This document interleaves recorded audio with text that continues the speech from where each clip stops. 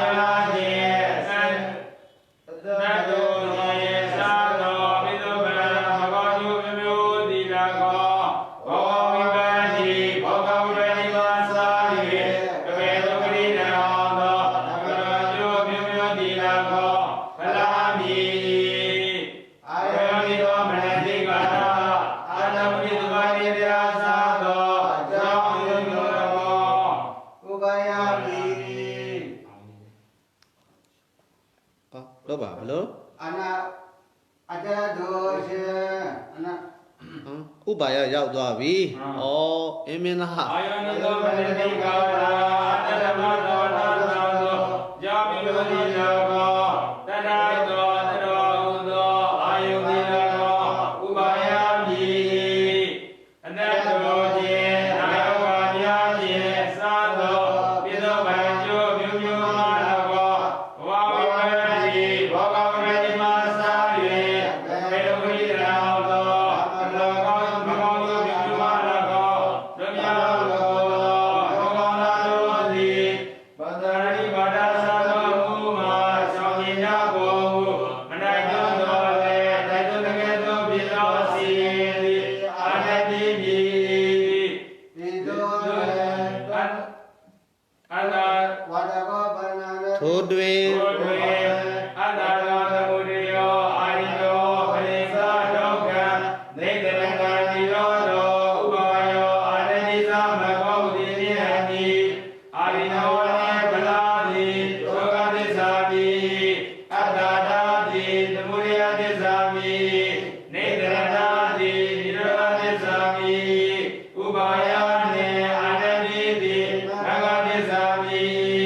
Ido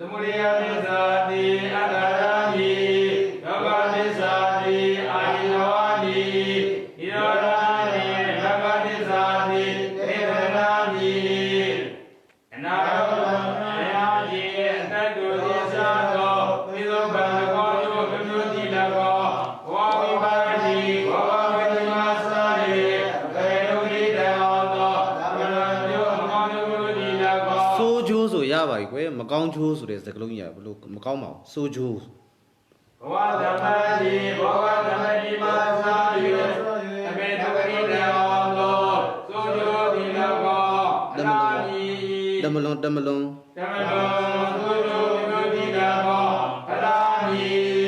Sora the Ghana native in the Mojo, Jumuti, the Lucian Leve Yara Valley, goes to a top days of here.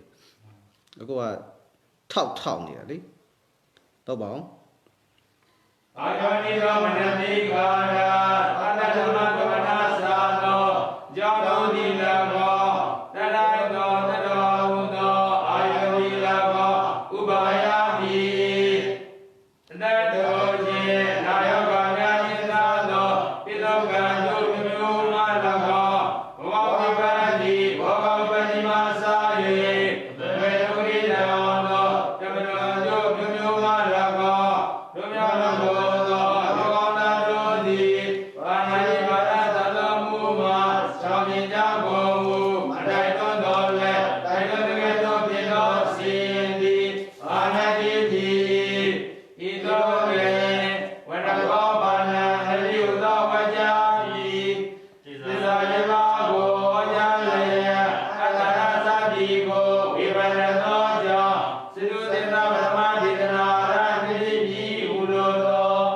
Brahma de Nara, Sudisa Brahma de Nara, Jo Biro. She by this Alibare, this Alibago, Adara Tereka,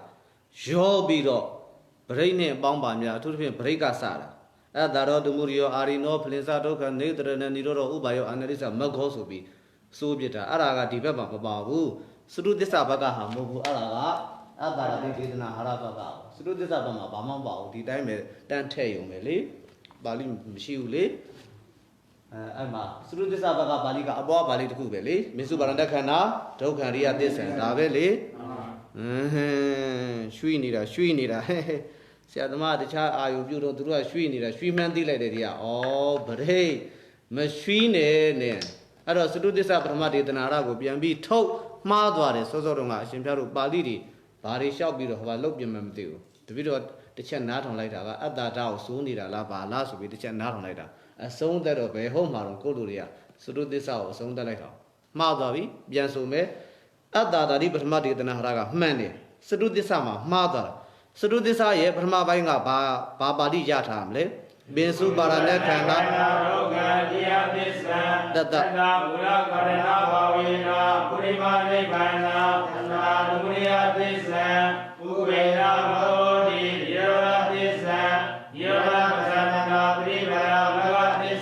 that this Alibare Teda. I read this Alibare Tebi Yen. I read this Alibago Adara Sare Chowbare Tedega, Balim Shiu. Didn't you use one? So the Bali shall soon Adaro the Muriori soon. Hola. Oh, ha. Ke Bali Mishibu Manidum as a bishop didn't have a shit the job. Go to ye. Yami Arali the call of Joby. Oh.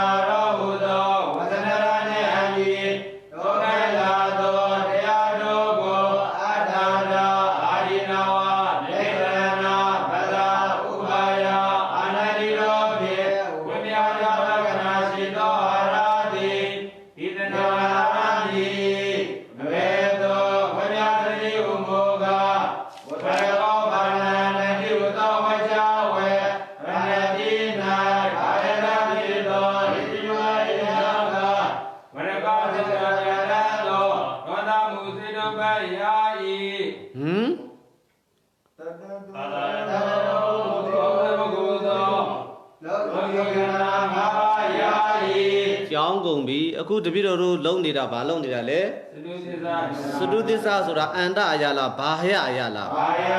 Bahia Yasura, Varagas in Abjatan, do the Musedo by Yara la. That door Boguji can have been scout with Yara la. Oh, to cover. Bien so, oh, need and so need on there.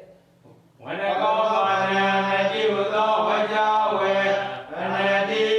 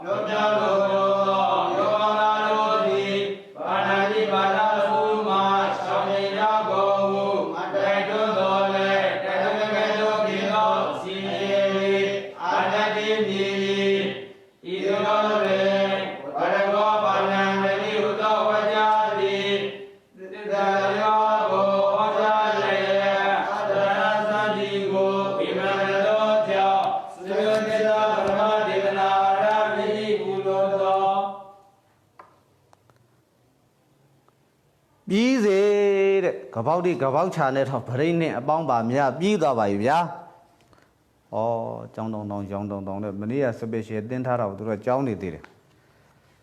ပုံစံကွက်ကလေးကိုဗလာစာအုပ်ထဲကိုချပြီးတော့ရေးထားတယ်မနေ့က white board ပေါ်မှာရေးထားတဲ့ပုံစံကွက်ကလေးကို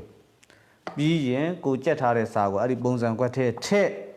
အဲ့ဒီလိုမှအဆင်ပြေမှာပေါ့ဟုတ်ပြီဒီနေ့နည်းနည်းလေးဆက်သွားတော့မယ်ဆိုတော့ဒါပြီးသွားပါပြီလေအဒါရတိပထမဒေသနာရကိုစတုတ္တပထမဒေသနာရကိုအလုံးပြီးသွားပြီအဲ့တော့သတိထားရမှာကအန္တအရာကောက်ရင်အန္တပထမဒေသနာရဘာယအရာကောက်ရင်စေတနာဒေသနာရဘာယဆိုတာဘာလဲပစ္စည်းအရာဝိဘတ်အရာတပုတ်လုံးအရာဘာယဆိုတာပစ္စည်းအရာဆိုတာပစ္စည်းအရာဝိဘတ်အရာပုတ်လုံးအရာပုတ်လုံးအရာတပုတ်လုံးအရာအဲ့ဒါဘာယထပေါ့အဲ့ဒီလိုဘာယထအရာမေးပြီးဆိုရင်တဲ့စတုတ္တပထမဒေသနာဟာရကိုဆရာတွေကမေးလိမေးထားရှိကြတယ်တဲ့အဲ့ဒီလိုမေးတော့အဲ့ဒီဘာယကဥမာဆိုပါစို့ကဲရာဂောဥပ္ပစ္စတိဆိုပါစို့ကဲဟာလဲရာဂောဥပ္ပစ္စတိရာဂောဥပ္ပစ္စတိ၌ဟောဥပ္ပစ္စတိဝေဘာယယကိုပြု၍ဒေသနာရနိတိထုတ်ပြပါလို့တို့လည်းမေးချင်မိမှာပေါ့အဲ့ဒီလိုမှမဟုတ်ဘူးဆိုရင်တော့ညာတဲ့ပုစကဆရာတို့တွေဆိုရင်တော့ဘယ်လိုမေးမလဲဘာယထအရာကိုပြု၍စတုတ္တပထမဒေသနာရထုတ်ပြပါလို့တို့လည်းမေးချင်မိမှာပေါ့အဲ့လိုမေးလိုက်ပြီမေးလိုက်တော့စတုတ္တပထမဆိုတာအရှင်ပြတို့ကဘယ်ကစပြီးထွက်ခဲ့ရမှာလဲဘယ်ကစပြီးတော့ပုံဖော်ရမှာလဲဒုက္ခသစ္စာစပြီးပုံဖော်ရမှာဒုက္ခသစ္စာစပြီးပုံဖော်တော့သူ့ရဲ့ပါဠိလေးကဘာလေးလဲပင်စုပါရဏခန္ဓာဒုက္ခတိယသစ္စာသတ္တမူလ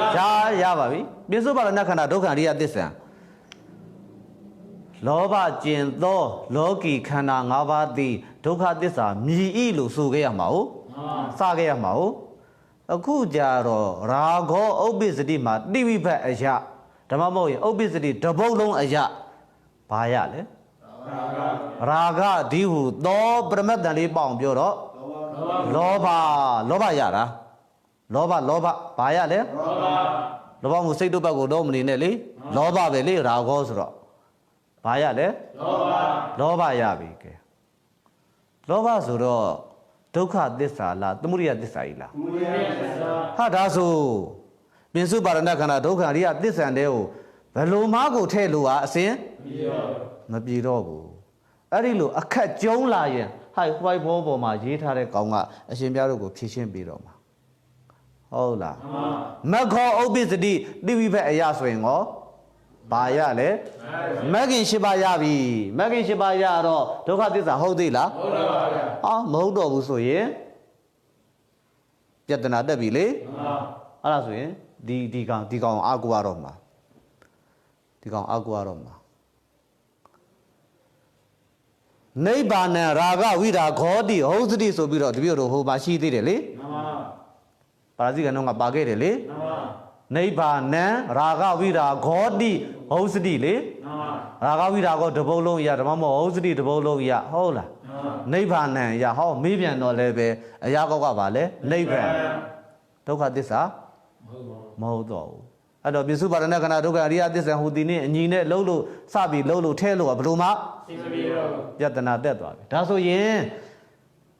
စတုသစ္စာပရမဒေသနာဟာရဆိုတာသစ္စာ၄ပါးကိုစပြီးတော့ထည့်ရမယ်သစ္စာ၄ပါးမှာပထမအဆုံးကဘာလို့လဲဒုက္ခသစ္စာအခုကျတော့ဒုက္ခသစ္စာရနေတာမဟုတ်ဘဲနဲ့និရောဓသစ္စာရနေတယ်မဂ္ဂသစ္စာရနေတယ်သမုဒိယသစ္စာရနေတယ်အဲ့ဒီလိုရနေတဲ့နေရာမျိုးဆိုရင်အခုဝိုင်းဘောမှာရေးထားတဲ့ကောင်ကိုအသုံးပြုပြီးတော့ဖြေခဲ့ရမှာ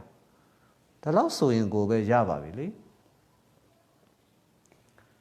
သို့တော်လည်းပဲတနှစ်သောပု္ပ္ပစကဆရာတော်ဖရာက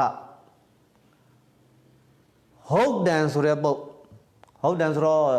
ရှေ့မှာတစ်ခုခုလာမှာပေါ့လေရှေ့မှာတစ်ခုခုအာကာရတစ်ခုခုပါမှာပေါ့လေ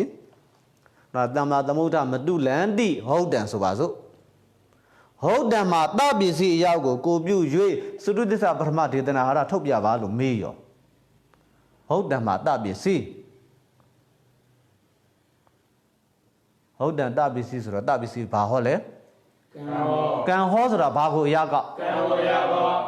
ကံအာကာရကရဏတို့အရာမပြဤသုံးပါမမှားတူလေမြဲအဲ့ဒီကံဒီဟောခြင်းပြောခြင်းအနက်ဟောသောပုဒ်တွေနဲ့အရှင်းမှာကံပုဒ်အနေနဲ့မရှိဘဲနဲ့အာကာရအနေနဲ့လည်းရှိရတယ်သမ္မာသမုဒ္ဒမတုလန်တိပေါ့ဟုတ်လားသမ္မာသမုဒ္ဒမတုလန်တိအဲ့ဒါကြီးရတယ်အဲ့ဒါတပည့်တော်တို့ညက်ကောက်တုန်းကသင်ပြီးပြီလေတပစ္စည်းကြဘယ်နှနည်းကောက်သမ္မာသမုဒ္ဒမတုလန်ဟူသောမနတာဘာဝေတပိတာပြည့်ညက်ကိုတစ်ခါကောက်တဲ့နည်းရှိတယ်သမ္မာသမုဒ္ဒမတုလန်ဟူသောဝစီပေတာစိတ်တစတတ္ထကိုကောက်တဲ့နည်းရှိတယ်လေထုတ်လို့ရအောင်ဟောပြည့်ညက်ကိုတပည့်တော်ကောက်ထားရင်ရှင်းဆက်ပြီးထုတ်လို့ရတော့ဘာမှကိုထုတ်မရတော့ပြည့်ညက်ဆိုတာသစ္စာလေးပါးနဲ့ထည့်လို့မရဘူးလေတပည့်တို့ကအရင်ဆုံးသစ္စာလေးပါးထည့်ရမှာပြီးမှအတ္တရစသည်တွေထည့်ရမှာလေဒါဆိုရင်ထုတ်လို့ရအောင်ကောက်ဆိုတော့ပြည့်ညက်တော့ကောက်လို့မရတော့ဘူးဝစီပေတာစိတ်တစ္စာတတ္ထယုတ်ကိုကောက်ရတော့မှာပေါ့ကဲတတ္ထယုတ်ဆိုတော့ခန္ဓာဖွဲ့ရင်ဘာခန္ဓာလဲဘဝခန္ဓာသစ္စာဖွဲ့ရင်ဘဝသစ္စာခန္ဓာ၅ပါးလုံးပြည့်တာလားခန္ဓာတစ်ပါးတည်းလားခန္ဓာတစ်ပါးတည်းဟုတ်ပြီနော်ခန္ဓာတစ်ပါးတည်း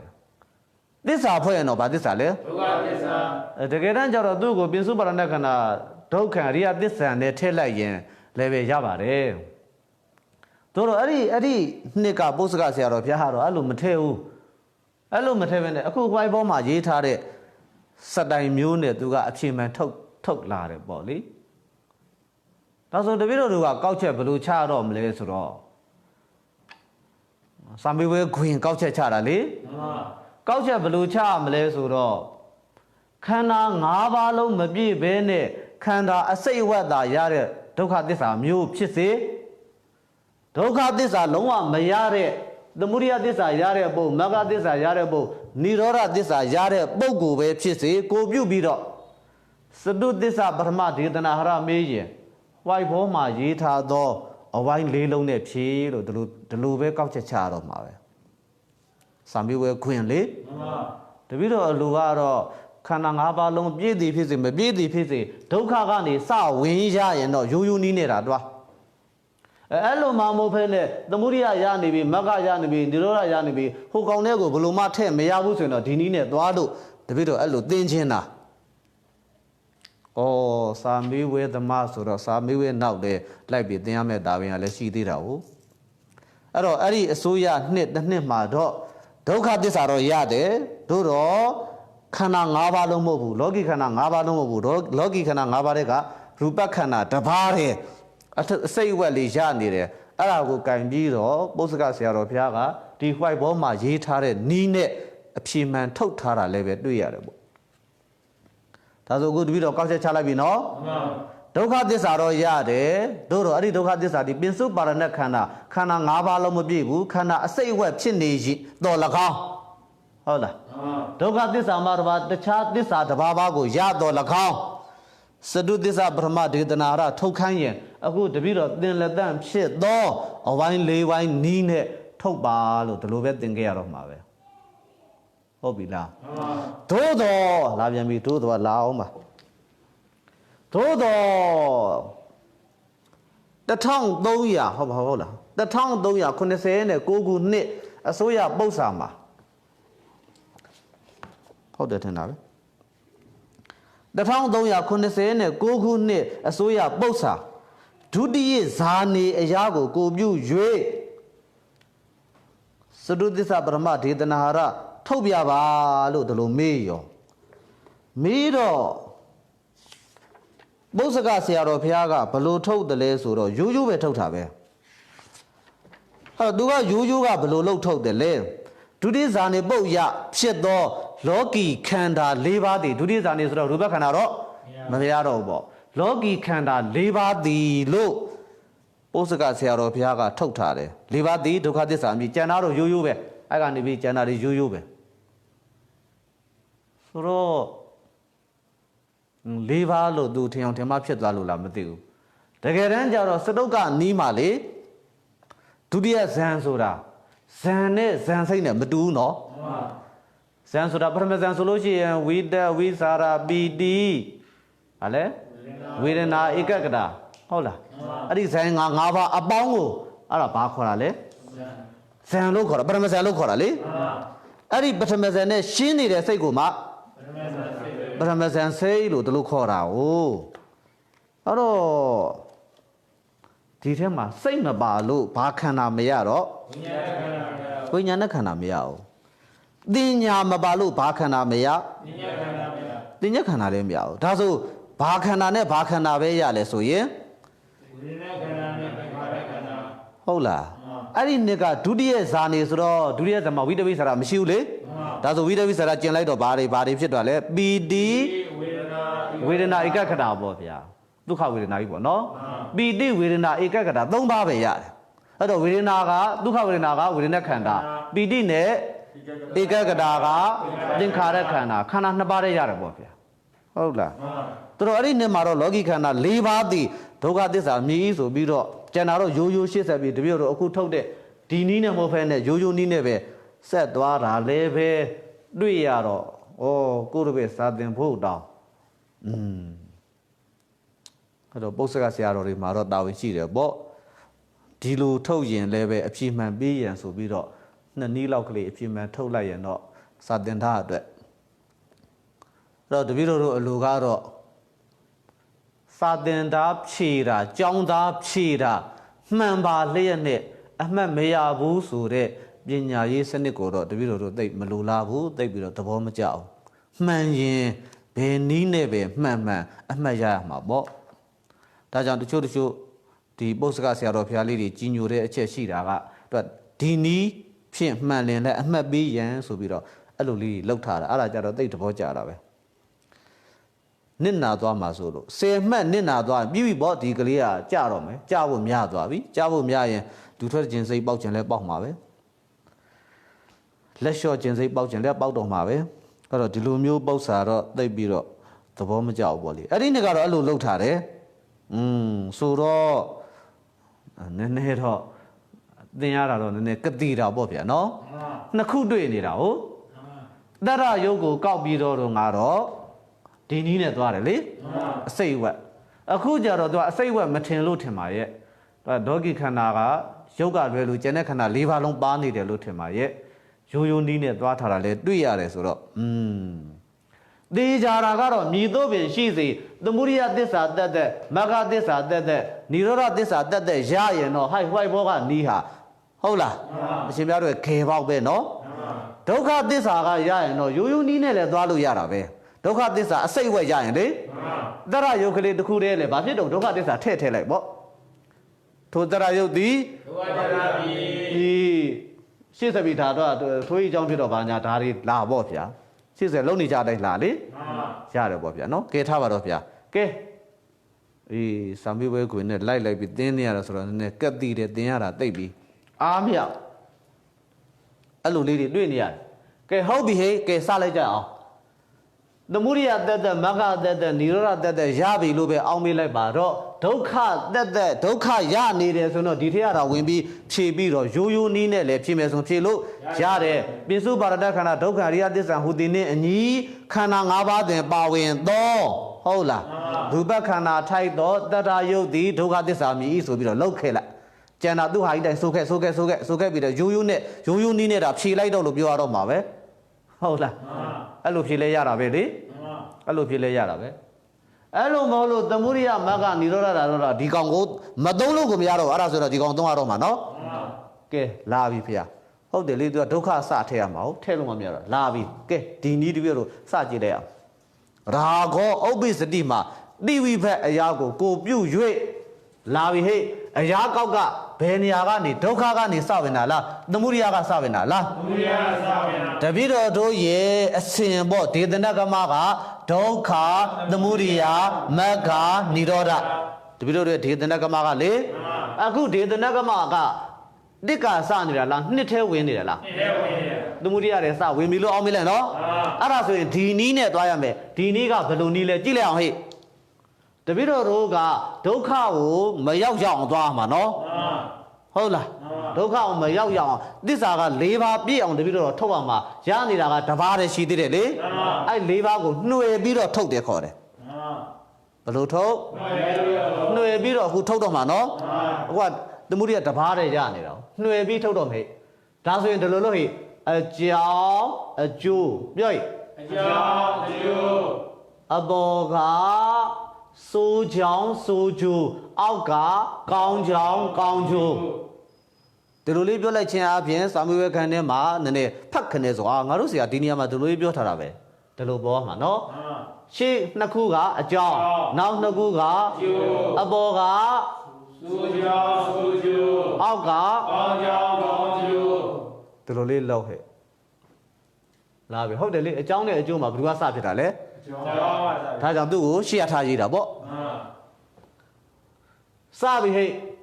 အဲ့တော့ဒုက္ခနဲ့သမုဒိယနဲ့ဒုက္ခကဘယ်လိုမျိုးဆက်သွဲနေတာလဲဆိုရင်အကြောင်းအကျိုးဘယ်လိုဆက်သွဲအကြောင်းအကျိုးဆက်သွဲအကြောင်းကဟေတုလို့တို့လိုလေးရေးထားတယ်အကျိုးကဖလလို့တို့လိုလေးရေးထားတယ်မြားလေးကိုကြည့်လိုက်နှစ်ဖက်လုံးမှာမြားလေးထည့်ပေးထားတယ်ဒီဘက်ကသွားလို့လည်းရတယ်ဒီဘက်ကပြန်လာလို့လည်းရတယ်ဒီ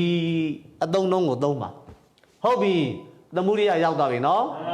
သမုဒိယနဲ့မဂ္ဂဘယ်လိုဆက်သွယ်လဲကြည့်အောင်သမုဒိယကအကုသိုလ်မဂ္ဂကကုသိုလ်ဟုတ်လားကုသိုလ်ဆိုတာအကုသိုလ်ကိုပယ်တတ်တာအကုသိုလ်ဆိုတာကုသိုလ်ရဲ့ပယ်ခြင်းကိုခံရတာဟုတ်လား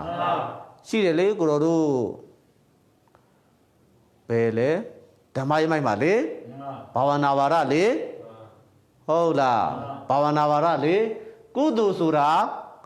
အကုသိုလ်ကိုပယ်တတ်တာဟုတ်လားတို့ပေါင်းလောမဲ့တရားအကုသိုလ်ကြတော့ကုသိုလ်ရဲ့ပယ်ခြင်းကိုခံရတာဒါကြောင့်မလို့ပယ်ခြင်းကိုခံရတဲ့အတွက်ကြောင့်သူကဘာလဲပါတတ်ပါပယ်တတ်တဲ့အတွက်ကြောင့်သူကကြတော့ဘာယကဒါဆိုရင်သမုဒိယသစ္စာနဲ့မဂ္ဂသစ္စာဘယ်လိုဆက်သွယ်လဲဆိုရင်ပါဟာတက်ပါပါဟာယကအနေနဲ့ဆက်သွယ်တယ်ဘာဖြစ်လို့လဲကုသိုလ်နဲ့အကုသိုလ်ဖြစ်လို့ဒီလိုလေးသိထားလိုက်ဟုတ်လားအကုသိုလ်ဆိုတာကုသိုလ်ရဲ့ပယ်ခြင်းကိုခံရတာကုသိုလ်ဆိုတာအကုသိုလ်ကိုပယ်တတ်တာပယ်တတ်လို့နုပစ္စည်းပယ်ခြင်းကိုခံရလို့တပ္ပပစ္စည်းခံရတာဆိုတော့ကံလောက်တတ်တာကြတော့ကတ္တဟောပေါ့ကတ္တကိုအရာကောက်တာပေါ့ကဲထားဗျာဒါဆိုရင်သမုဒိယသစ္စာနဲ့မဂ္ဂသစ္စာဒါသိပြီးသားပြီပါဗျာဘယ်လိုဆက်တွေ့လဲပါတပ္ပပါယကဆက်တွေ့မြားလေးကိုကြည့်ဒီဘက်ကအဲ့လိုတွားလို့လည်းရတယ်ဟိုဘက်ကဒီလိုပြန်လို့လည်းပဲရတယ်ဒါလောက်ကလေးပဲမှတ်တာအခုလောလောဆယ်နားမလည်သေးဘူးအလုံးလုံးတဲ့ခါကျတော့နားလည်လိမ့်မယ်ဟုတ်ပြီမဂ္ဂကိုရောက်ပြီမဂ္ဂကနေနိဗ္ဗာန်ကိုသွားရင်ဘယ်လိုသွားမလဲမဂ္ဂကအာရမဏိကနိဗ္ဗာန်ကအာယုံမဲ့ဆိုတာဘယ်ကိုလဲအာယုံပြုနိဗ္ဗာန်ကိုအာယုံပြုလောကုတ္တရာစိတ်တာနိနိဗ္ဗာန်ရမဏနိတိဒီလိုလာတော့မဟုတ်လားဒါကြောင့်အာရမဏိကအာယုံအနေနဲ့ဆက်သွယ်တယ်တို့တော့မြားကိုကြည့်လိုက်တော့ဒီဘက်ကနေဟိုဘက်သွားတဲ့အခိုက်ပဲအာရမဏိကအာယုံဆိုတဲ့စကားလုံးကိုသွားမှာ ဒီဘက်မှာများမပါဘူးဒီဘက်မှာပဲများပါတယ်ဟုတ်လားဒါဆိုဟိုဘက်ကနေဒီဘက်ကိုပြန်လာရင်ဘာနဲ့သွားရလဲဆိုတော့ပฏิပဒါဆိုတဲ့စကားလုံးသွားရတယ်နိဗ္ဗာန်ဘက်ကမဂ္ဂဘက်ကိုပြန်လာရင်ပฏิပဒါဆိုတဲ့စကားလုံးကိုသွားရတယ်ဘာကြောင့်ပฏิပဒါဆိုတဲ့စကားလုံးကိုသွားတာလဲအာရမဏိကအာယုန်နဲ့ပဲသွားထည့်လိုက်ပါလားဆိုတော့အရှင်ဘုရားတို့စောစောတုန်းကဆိုတဲ့အထက်မှာဒါလေးတစ်ခုပါတယ်လေဘယ်လိုလေးလဲနိရောဓပဇာနနာတတိပဌာမဂ္ဂသစ္ဆံတို့ဒီလိုလာတော့မဟုတ်လားဒါကြောင့်သူကြတော့မြားကဘယ်နှချောင်းဖြစ်သွားမဂ္ဂကနေနိဗ္ဗာန်ဘက်ကိုသွားရင်တော့အာရမဏိကအာယုံနိရောဓဘက်ကမဂ္ဂဘက်ကိုပြန်လာရင်တော့တတိပဌာဆိုတဲ့စကားလုံးသုံးပြီးတော့ပြန်လာမှာနော်ဘယ်ပုံဘယ်နည်းပြန်လာတာလဲဆိုတာလို့ရင်သိလိမ့်မယ်လောလောဆယ်ရာဂောဥပ္ပိစတိမှာတိဝိဘက်အရာကိုပြု၍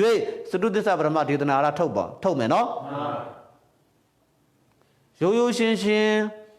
တပြည့်တို့နိတိဟာရဘောဓိဆရာတော်ဘုရားအလိုလဲထုတ်လို့ရတယ်လို့အဲ့ဒီနှစ်က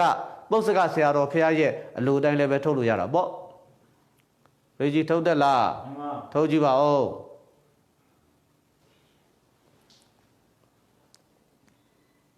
နိဒန်းစလေဒီတိယတိသံဝနိယတိသုတ်တတောဣဒာယာတိဒေသနာဟုတ်ပြီအဲ့ဒီလိုသွားတဲ့အခါဘယ်ကစအခုဒီမှာဒီကမစမှာနော်အဲ့တော့ဒီကနေပြီးတော့ဘယ်ကိုသွားမလဲဆိုရင်အ ਨੇ ကိုစသွားပြီးမှအများဘက်ကိုသွား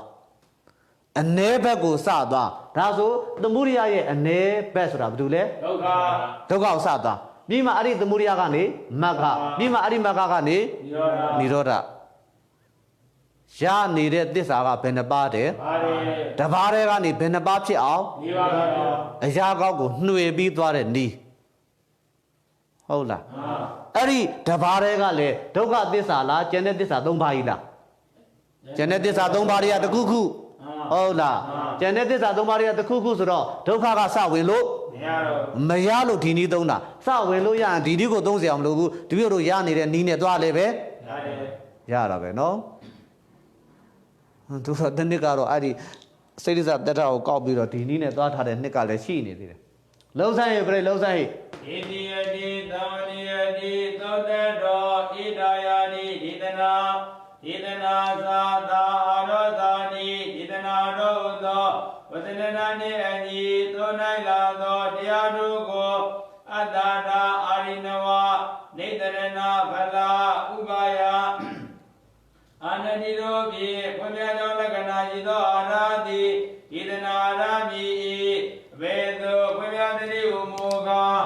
နာကောဥပိသတိ၌တိဝအယလောဘကိုယာဤထိုလောဘသည်သမုဒိယသစ္စာဖြစ်၍သမုဒိယသစ္စာမြည်၏သမုဒိယသစ္စာမြည်၏သမုဒိယသစ္စာရဲ့စသွင်းရတယ်ထိုလောဘသည်သမုဒိယသစ္စာမြည်သမုဒိယသစ္စာမြည်၏ထိုသမုဒိယသစ္စာသည်အကြောင်းဖြစ်၍အကျိုးနှင့်မကင်းရကအကျိုးဖြစ်သောဒုက္ခသစ္စာကိုလည်းအကျိုးဖြစ်သောလောကီခန္ဓာ၅ပါးကျွင်းသောလောကီခန္ဓာ၅ပါးကိုလည်းယူအပ်၏အကျိုးဖြစ်သောကျွင်းသောလောကီခန္ဓာ၅ပါးကိုလည်းယူအပ်၏ထိုလောကီခန္ဓာ၅ပါးသည်ထိုလောကီခန္ဓာ၅ပါးသည်ဒုက္ခသစ္စာမြည်၏ထိုသမုဒိယသစ္စာသည်ထိုလောဘသည်ပါတဘာဖြစ်၍ပါယကတရားနှင့်မကင်းရမကွတ်နဲ့ပါယကနဲ့မကင်းရကပါယကနှင့်မကင်းရကပါယကဖြစ်သောမဂ္ဂင်တရားကို၈ပါးကိုလည်းယူအပ်၏မဂ္ဂင်တရားကို၈ပါးကိုလည်းယူအပ်၏ထိုမဂ္ဂင်တရားကို၈ပါးသည်မဂ္ဂသစ္စာမြည်၏ထိုမဂ္ဂင်တရားကို၈ပါးသည်အာရမဏိကဖြစ်၍အာယုန်နှင့်မကင်းရကအာယုန်ဖြစ်သောနိဗ္ဗာန်ကိုလည်းယူအပ်၏ထိုနိဗ္ဗာန်သည်နိရောဓသစ္စာမြည်၏ဒါပဲကျန်တာတော့80လို့လေကျန်တာ80လို့လေဒါသစ္စာလေးပါးနဲ့စသွင်းပြီးပြီသစ္စာသွင်းပြီးရင်ဘယ်ထက်သွင်းရတော့မှာလဲအတ္တရာနင်လဲထွက်သွားပြီလားမလဲဘူးဆိုနင်သွင်းတယ်လားသွင်းလိုက်ပါဦးထိုလေးပါးတို့တွင်သမုဒယသည်အတ္တရာမြည်၏ဒုက္ခသည်အာရိနဝမြည်၏နိရောဓနှင့်မဂ္ဂသည် နေတရဏမီ နေတရဏမြေရာဂောဆိုတော့ကောင်းတဲ့တရားကြီးလားဆိုးတဲ့တရားကြီးလား ဆိုရတရားကြီး ဒါဆိုရင်အကြောင်းတွေအကျိုးတွေလုပ်တဲ့အခါစိုးချောင်းစိုးကျိုးတွေနဲ့ထုတ်ရတော့မယ်အာနတ္တိတိုက်တွန်းတဲ့အခါရှောင်ကျင်ဖို့အတွက်တိုက်တွန်းရတော့မယ်လောက်လိုက်တော့ဖလ ပညာရှိတို့ကဲခရခြင်းပညာရှိတို့ကဲခရခြင်းစားသောပိဿဗံကျိုးမျိုးမျိုးဒီ၎င်းဘောဂဝတိမှာစာ၍ ဘာစတော့ပဲသားလို့ပါလား သာသောအမေတို့ တမလုံကျိုး တမလုံကျိုးမျိုးမျိုးဒီ၎င်းအလားမြည်၏အာယောနိသောမနတိကာတာအတ္တဓမ္မသမဏစာသောအကြောင်းဒီ၎င်းဒါဂတိဟုသောအာယုန်ဒီ၎င်း ဟုတ်ပါပါရာဂအာယုံမမဟုတ်တာသူကအာယုံပြုတတ်တဲ့ဟာကြီးကိုရာဂဤအာယုံတီ၎င်း ဒါဂိအာယုန်ဒီ၎င်းဥပါယမိပညာရှိတို့ကဲခရခြင်းစားသောပိဿဗံအကျိုးမျိုးမျိုးမှ၎င်းဘောဂဝတိစားသောတမန်ကျိုးမျိုးမျိုးမှ၎င်းတို့များလူကုန်သောမျိုးကောင်းသားတို့သည် ရာဂမဖြစ်အောင် ဒါကမပြေအောင် ရှောင်ကျဉ်ကြဟု မတိုက်တွန်းတော်လေတိုက်တွန်းတဲ့ကဲ့သို့ဖြစ်သောစီရင်သည်အာနတိမြည်ဤသို့လည်းဒါကောဥပိသတိဟုသောဝါကြသည်သစ္စာလေးပါးကိုဟောကြားလျက်အတ္တရသတိကိုဝေမန္တသောကြောင့်သတုသစ္စာပရမဒေသနာရမြည်ဟုလိုသော ပြီးစေဒါကဘယ်ကစတာလဲဘယ်ကဝင်တာလဲသမုဒိယကိုတော်လေးရွှီးတယ်လားရွှီးတယ်ဟုတ်လားစောစောလိုလေးရွှီးတဲ့သေးလားရွှီးတယ်လားဟမ်နည်းနည်းရွှီးကြည့်မယ်ပေါ့ကဲနင်းကြတော့မက်ခောဥပ္ပစ္စတိပဲလုပ်လိုက်ပါတော့ တေတိယတိသမဏိယတိသောတထောဧတယတိဒေသနာသာသာဟာရောဇာတိဒေသနာရောသောဝဇရဏနိယညေသုံးနိုင်လာသောတရားတို့ကိုအတ္တရာအာရိနဝနေတရဏဖလာဥပါယအာနတိတို့ဖြင့်ဘုရားကြောင့်လက္ခဏာရှိသောအာရတိဒေသနာရမည်အဘယ်သို့ဘုရားတနည်းမူကား မကောဥပိသတိဝေဥပိသတိနာအာယရာပြေသောတိဝေယမကင်လျာကို၈ပါးကိုယူမကင်လျာကို၈ပါးကိုရဤထိုး ထိုမကင်လျာကို၈ပါးသည်အာရမဏိက ဟုတ်ပါဘူးဟာမကရဲကိုစသွင်းရတယ်ထိုမကင်တွေကို၈ပါးသည် ထိုမကင်လျာကို၈ပါးသည်မကသစ္စာမိ ရပြီနော်ပြီးရင်ဘယ်ကစသွားအ ਨੇ ဘက်ကိုအရင်သွားဒါဆိုသူ့ရဲ့အ ਨੇ ကဘာလို့လဲနိဗ္ဗာန်ကအ ਨੇ ဘက်လေဒီကောင်ဘက်သွားရင်အများဘက်လေအ ਨੇ ကိုအရင်စသွားလို့ထိုမကသစ္စာထိုမကင်တရားကို၈ပါးသည် ထိုမကင်လျာကို၈ပါးသည်အာရမဏိကဖြစ်၍အာယုန်နှင့်မကင်ယာက အာယုံဖြစ်သောနိဗ္ဗာန်ကိုလဲထိုနိဗ္ဗာန်သည်လာခဲ့ထိုမဂ္ဂင်တရားကို၈ပါးသည် ထိုမဂ္ဂင်တရားကို၈ပါးသည်ကာယကဖြစ်၍ကာသဗ္ဗနှင့်မကင်ယာကကာသဗ္ဗဖြစ်သော လောဘ ကိုလည်းယူရ၏ထိုလောဘသည်သူရိယသစ္စာမည်ထို လောဘသည် ထိုလောဘသည်အကြောင်းဖြစ်၍အကျိုးနှင့်မကင်ယာကအကျိုးဖြစ်သောလောကီကံ၅ပါးကိုလည်းယူရ၏ထိုလောကီကံ၅ပါးသည်ဒုက္ခသစ္စာမည် ကျန်တာတော့ရှင်းဆက်ပြီးလောက်ပါလေရလားထဲ့လားထဲ့တယ်လားထဲ့လိုက်ပါအောင်ထိုသစ္စာလေးပါးတို့တွင် ထိုသစ္စာလေးပါးတို့တွင်အတ္တရာတိ ဟော သစ္စာတိ သစ္စာကိုအတ္တရာတဲ့ထဲမှာအတ္တရာကိုသစ္စာတဲ့ထဲမှာမဟုတ်ဘူး ထိုလေးပါးတို့တွင်ပုရိယသစ္စာတိအတ္တရာမိဒုက္ခသစ္စာတိအာရိနဝမိနိရောဓသစ္စာဘဂသစ္စာတိနေတရဏမိ ဘယ်ရောက်သွားပြီလဲဖလားမက်ရဲ့အကျိုးသူကတော့လွယ်တယ်လေမက္ကနန္တရဖိုးပစ္စဝကနာဉာဏ်ဖလားသမပတ္တိဒုက္ခမှစ၍နိဗ္ဗာန်တိုင်အောင်သောအကျိုးသူကျတော့ဒီလောက်ပဲလောက်တော့လေစပယ်ရှယ်အကျိုးတွေရှိလို့လေလောက်တော့ မဂ္ဂနန္တရဘောပစ္စဝကနာမြမဆာ၍ ပစ္စဝကနာဉာဏ် ပစ္စဝ ဖလားသမပတိဒုက္ခဒုက္ခမှစ၍ ဥပါယမဲ့ရဲ့အကြောင်းနေဆိုတော့တို့ဟိုဟာတော့ကဗရက်ထံမှာထုတ်တဲ့အတိုင်းကရိယာ9ထဲမှာထုတ်တဲ့အတိုင်းလုပ်လိုက်တော့လေဒီပရိသနေနေပြေဆုံးခြင်းပေဇာနရိယကမ္မကင်းခြင်းမှစ၍ပေဇာနရိယကမ္မကင်းခြင်းမှစ၍ပရိကံဥပဇာအနုလောဂုတရဘုဟောဒံတို့သည်တိုင်အောင်သောဟောဒံတော်သောအကြောင်းတရားတို့သည်ဥပါယတိဥပါယမြည်ဟောဒါက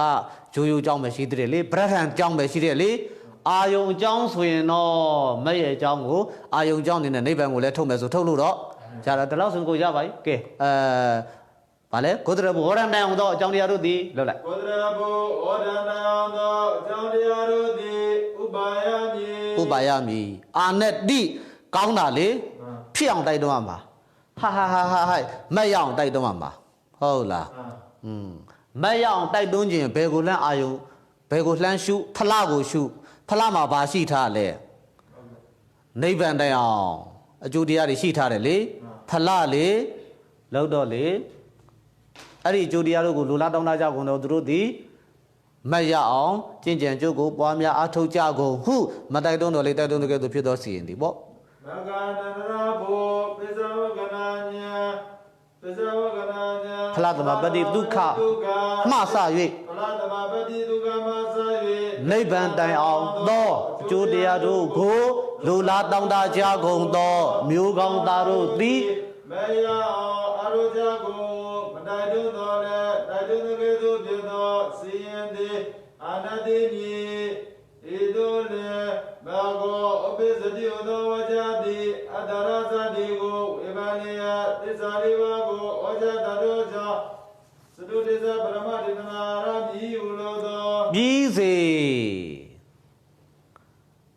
ဒီတခါကျတော့ဘယ်သားမှာလဲနိဗ္ဗာန်နဲ့ရာဂဝိရာဂောတိဟုတ်စတိလို့ဆိုတယ်မို့လားဟုတ်စတိ၌တိဝိပဲအဲ့လိုဆိုရင်လည်းမကောင်းပါဘူးလေအဲ့ဆိုရင်နည်းနည်းတွေးဝေးစရာရှိသွားပဲအာကာရနဲ့သွားပြီးလာပြီးရောမှာဆိုလို့ဒါဆိုရင်ရာဂဝိရာဂောဟူသောတပုတ်လုံးရဟုတ်လားအဲ့ဒီအဖွင့်နဲ့အညီလေဘာရလဲနိဗ္ဗာန်ဟုတ်လားတပုတ်လုံးရနဲ့ဘာယထရတူတူပေါ့ဟုတ်လားရာဂဝိရာဂောဟူသောတပုတ်လုံးရကိုပြု၍ကဲပု္ပ္ပကစပယ်ရှယ်မေးပြီတဲ့စတုသစ္စာပထမဒေသနာဟာရနိတ္တိနီထုတ်ပြပါတဲ့ကဲနှစ်ပါးတော့မပြီးတော့ပါဘူးနှစ်ပါးမင်းတောနေတောင်းနေဟိုဘက်ကဟိုဘက်နင်းလိုက်ဒီဘက်ကဒီဘက်နင်းလိုက်အဲ့လိုဖြစ်မှာတပါးတည်းပဲမေးလိုက်တော့မယ်ကဲအင်းမင်းသားတေနိယာတိတဝနိယာတိသောတာထောဧဒါယာတိဒေဒနာဒေဒနာသာကာရောဇာတိဒေဝရောဥတောဝဇဂရလေအာတိသောနေလာတောတရားတော်ကိုအာဒါတာအာတိနောဝနေကရဏဘာလာဥပါယအနာတိတောပြေဝေဒာကြလက္ခဏာရှိသောအာရာတိဒေသနာရမိအဘေတောဘဒတတိမောကရာဂဝိရာကောဟုသောရာဂဝိရာကောဟုသောပုယဘောဟာယနိဗ္ဗာန်ယုနိဗ္ဗာယဤထိုနိဗ္ဗာန်တိနိရောဓသစ္စာမိထိုနိရောဓသောထိုနိရောဓရောက်ကြောင်းထိုနိရောဓသောရောက်ကြောင်းအတေပတိပဒါတိမဂ္ဂသစ္စာမိမဂ္ဂသစ္စာမိအကျင့်ပရိပဒါဖြစ်တော့မဂ္ဂသစ္စာကိုလည်းမဂ္ဂတရားကို7ပါးကိုလည်းယူရည်အဲ့လိုလေးလာမှာနော်ပြန်ပြန်လည်းမဟုတ်ထိုသောနိရောဓသောနိဗ္ဗာန်သောရောက်ကြောင်းဖြစ်သောအကျင့်ပရိပဒါဖြစ်သောမဂ္ဂသစ္စာကိုလည်းဟုတ်ပါမဂ္ဂသစ္စာလို့တရားကိုပြောတယ်မဂ္ဂတရားကို7ပါးမဂ္ဂတရားကို7ပါးကိုလည်းယူရည်ထိုသောမဂ္ဂတရားကို7ပါးဒီမဂ္ဂသစ္စာမိအရင်ဆုံးစပြီးတရားကိုယူတရားကိုယူပြီးမှသစ္စာဖွဲ့တရားကိုမယူခင်သစ္စာဖွဲ့လို့မရအောင်ကာယီမှာမော်ရသေးပဲနဲ့ကားစီးပြီးမောင်းလို့မရအောင်အရင်ဆုံးတရားကိုရအောင်ရှာတရားကိုကင်ပြီးမှဘယ်တဲ့ထက်သစ္စာရဲ့အခုအရှင်ပြားတို့ကဘာလုပ်ချင်နေရလဲဆိုရင်တရားကိုကိုယ့်လက်ထဲမရောက်ဘဲနဲ့သစ္စာတွေတိုင်စိုးခြင်းနေတာသစ္စာဖွဲ့ခြင်းနေတာဒီလိုလုပ်လို့တော့မရဘူး အရင်ဆုံးတစ်သားရှာပြီးမှစပွဲလို့ဟုတ်လားအခုတစ်သားမရှာဘဲနဲ့စပွဲလို့ချင်တယ်အေးဟောလိုပိုင်းနဲ့လုံးလို့ဟာလူဟာတဘာဝနဲ့တော့အလံဝေးနေတာလောပါဟုတ်ထိုနိဗ္ဗာန်ရည်ထိုနိဗ္ဗာန်သိနိရောဓသစ္စာမိတော်လဲ သောနိဗ္ဗာန်တိနိရောဓသစ္စာမိသောနိဗ္ဗာန်သောရာဇပြေသောအကျဉ်းပတိပါဒပြေအကျဉ်းပတိပါဒပြေသောမေဃတရားကိုရှိပါတိ ကိုယ်လည်း မေ ရွေးဃတရားကိုရှိပါကိုလည်းယူအားဤ ထို သောမေဃတရားကိုရှိပါတိမဂ္ဂသစ္စာမိသောမဂ္ဂသစ္စာတိပါယကပြေ၍ပါတပါညမကေယကပါတပါပြေသောလောဘကိုလည်းယူအားဤထိုလောဘတိဘုရားသစ္စာမိသောဘုရားသစ္စာတိအကြောင်းပြေ၍အကျိုးပြေသော အကျိုးနဲ့မကင်းရဟာ အကျိုးနဲ့မကေယကအကျိုးပြေသောလောကီခန္ဓာ၅ပါးကိုလည်းယူအားဤသောလောကီခန္ဓာ၅ပါးတိဒုက္ခသစ္စာမိသောတွေအတ္တတတိသောတွေဒုတိယတိ သစ္စာကိုအတ္တာဓာကိုသစ္စာထဲထည့်မှာလားသစ္စာကိုအတ္တာဓာထဲထည့်မှာလား သစ္စာကိုအတ္တတ ကိုယ်သားလေးကိုကြောင်းပုံမှာလားကြောင်းကိုကိုယ်သားလေးပုံမှာလား ခေါ်တယ်ကြောင့် ကိုယ်သားလေးကိုကြောင်းဖို့ဆိုဒါကိုယ်သားလေးလို့သဘောထားလိုက်ကိုယ်သားလေးကိုနေရက်ဆွဲသွားမှာဂျိုတော့ဆွဲမသွားနဲ့အမီးတော့ဆွဲမသွားနဲ့နေကအခုဟာကြောင်းကြီးကိုဟိုဟာအောက်ကနေပြီးတော့အမြင့်ချိုးပြီးတော့သားစီခေါ်လာတယ်အေးကြောင်းကြီးလာခဲ့တဲ့သားတဲ့ကြောင်းကိုတက်ထိုင်သွားတယ်ငါကြောင်းကြီးခေါ်လာပြီတဲ့အိမ်နဲ့အဲ့လိုဖြစ်နေတယ်ဟုတ်လားအေးဒါလေးတွေကမူရင်းလေးတွေကပျောက်သွားတယ်လောက်ပါအောင်ထိုးတွင် သောတွေဒုတိယတိအတ္တတမိ ဘာကြောင့်ဒီဥပမာကြီးနှစ်ခါထပ်ပေးလိုက်တယ်လဲဆိုရင်အရှင်မြတ်တို့စာမေးပွဲမှာလဲမှာအဲ့ဒါပြောင်းပြန်ပါဆရာကျိုးမြင်နေပြီလေစာမေးပွဲမှာအရှင်မြတ်တို့ပြောင်းပြန်တော့ပဲဘယ်လိုဆိုမှလဲအတ္တာဓာတိသပုရိယမင်းနဲ့ရှောက်လုံးတော့မှာဟုတ်လားအခုဥပမာလေးနားလည်ပြီလားရှိတဲ့ဟာကိုအရင်စဆွဲကြဟုတ်လားမရှိတဲ့ဟာတွေထက်နီးတဲ့ဟာကိုအရင်စကြဝေးတဲ့ဟာတွေထက်နီးတဲ့ဟာဆိုတာဘာလဲတပည့်တော်တို့ကဟိုကသစ္စာဖွဲ့ပြီးသွားပြီသစ္စာကတပည့်တော်တို့နဲ့နီးသွားပြီသစ္စာကတပည့်တော်လက်ထဲရှိသွားပြီဟုတ်လားသားတော်မောင်ကတပည့်တော်တို့အိမ်မှာရှိနေပြီကျောင်းတပည့်တော်မရောက်သေးဘူးလေသားဆွဲပြီးကျောင်းသွားမှာကျောင်းဆွဲပြီးသားစီလာမှာမဟုတ်ဘူးရှင်းလားသစ္စာကဖွဲ့ပြီးသွားပြီသစ္စာသားသမီး၄ယောက်တပည့်တော်စီမှာရှိသွားပြီလေဒါဆိုဒီသားသမီး၄ယောက်ဆွဲပြီးတော့ ကြောင့် အဲ့တော့အများကြီးလားနေတော့လွန်လိုက်လားနေတော့ဘရိရှော့ပါလား၄ယောက်ဆိုတော့လေများလုံးနဲ့ဟာကျောင်းစိတ်နဲ့တော့နေလွယ်မှာမဟုတ်ဘူးဗျာနော်ဒါဆိုသူတို့ဆွဲခေါ်သွားဟိုအတ္တရာရှောက်စမဆွဲနဲ့လောက်ဤထို၄ပါးတို့တွင် ဘောလေးပါတော်တွေသဗုဒ္ဓယာတိအတ္တတမိဒုက္ခတိအာဒီနဝမိနိရောဓနာမဂတိနေတရဏမိ ဘယ်ရောက်သွားပြီလဲဖလအခုကဘာကြီးလဲ နိဗ္ဗာန် တဏှိဒုက္ခပဲပြောရမှာပေါ့နော်ဆိုတော့တဏှိဒုက္ခကိုခံစားရခြင်းဒီလောက်ပဲရှိတယ်တခြားဖလတွေမရှိဘူးဟုတ်လားနိဗ္ဗာန်ပို့မနေတော့ရောက်သွားပြီဟုတ်လားတဏှိဒုက္ခကိုခံစားရခြင်း တဏှိဒုက္ခကိုခံစားရခြင်းဒီဖရာမိ ဥပါယကတော့ special ရှိတယ်နော်လောက်သူနိဗ္ဗာန်တို့ရောက်ကြောင်းဆိုတော့ရှိရပါတယ်လေမက်ဖို့ဘောမက်ဖို့စတော့ကြောင်းတရားတို့သည် မဘောဇာတော်ကြောင့်ရတော်ဒီ ဘာကြောင့်စတော့သိနေတာလဲဆိုတော့တိဟိပရိသန်နေမရှိတဲ့ပုဂ္ဂိုလ်ကလည်းမက်ဖို့မရဘူးလေမြေဇာနန္ဒရိယမကင်းဘူးဆိုရင်လည်းပဲမက်ဖို့မရဘူးလေဒါလိုပြောတာလေဆိုတော့ဘာပဲဖြစ်ဖြစ်သူတို့ကလည်းပဲထောက်ပံ့ပေးနေတာပဲဒါကြောင့်မက်ဖို့စတော့ မဘောဇာတော်ကြောင့်ရတော်ဒီဥပါယမိ ဖလာဥပါယအာနတိနိဗ္ဗာန်ရောက်အောင်ဒါကောင်းတဲ့ဘက်လေရောက်အောင်ပို့ရမှာပေါ့ဒါဆိုတဏှိဒုက္ခကိုခံစားလို့ကိုဖလာကိုရှုနော်ဖလာကတဏှိဒုက္ခထိုးခဲ့တာလေဒါဆိုတဏှိဒုက္ခကိုခံစားလို့ကုန်တော့မျိုးကောင်းသားတို့သည် တဏှိဒုက္ခကိုခံစားလို့ကိုတော်မြေကောင်းတာတော်ဒီနိဗ္ဗာန်ကိုရောက်အောင်အထောက်ကြ